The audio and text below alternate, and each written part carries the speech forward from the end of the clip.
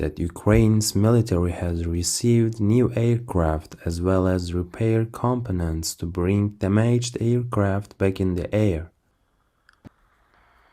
Ukraine has defied allies and military experts by not only keeping its air force operational nearly 2 months after Russia's invasion began, but also repairing aircraft and, it appears, adding to its inventory.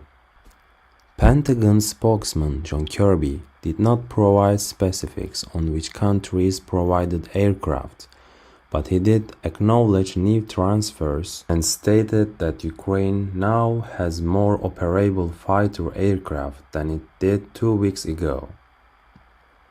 They have received additional aircraft and aircraft components to assist them in getting more aircraft in the air, Kirby said at a news conference without going into further detail. Kirby stated that Washington had not given Kiev with any aircraft.